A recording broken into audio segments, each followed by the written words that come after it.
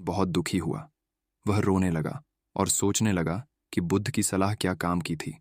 उसने सोचा कि बुद्ध ने कहा था कि प्यार और समझ से ही कोई काम होता है, लेकिन उसके बैल को बचाने के लिए उसका प्यार और समझ काम नहीं आई। कुछ देर बाद किसान को एक भिखारी आते हुए दिखाई दिया। भिखारी ने किसान को रोता हुआ देखा तो उसने पूछा, क्यों रो रहे हो? किसान ने भिखारी को बताया कि उसका बैल नदी में बह गया है।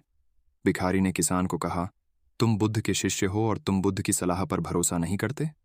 किसान ने कहा, मैं बुद्ध की सलाह पर भरोसा करता हूं, लेकिन मेरे बैल को बचाने के लिए मेरा प्यार और समझ काम नहीं आई। भिखारी ने कहा, तुमने बुद्ध की सलाह को ठीक से समझा नहीं है। बुद्ध की सलाह का मतलब यह नहीं है कि प्यार और समझ से हम हर समस्या का समाधान कर सकते हैं। इसका मतलब यह है कि हमें हर समस्या का सामना प्यार और समझ के साथ करना चाहिए।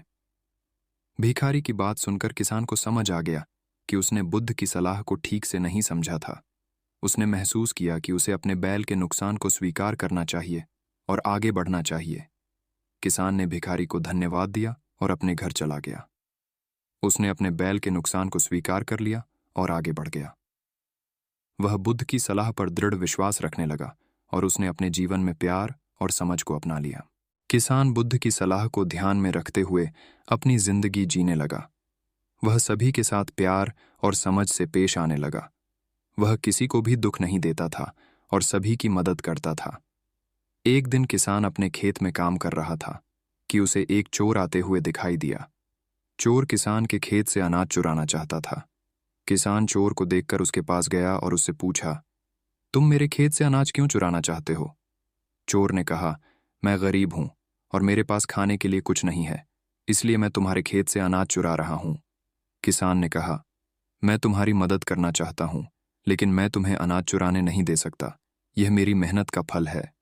चोर ने कहा, तुम मेरी मदद कर सकते हो। तुम मुझे अपने खेत में काम करने का मौका दे सकते हो। मैं तुम्हारे लिए मेहनत से काम करूंगा और अपना खर्च निकाल लूंगा। किसान चोर की बात से प्रभावित हुआ। उसने चोर को अपने खेत में काम करने का मौका दिया। चोर ने किसान के लिए बहुत मेहनत से काम किया। वह ईमानदारी से काम करता था और किसान से कभी चोरी नहीं करता था। कुछ समय बाद किसान के खेत में बहुत अनाज पैदा हुआ। किसान बहुत खुश था।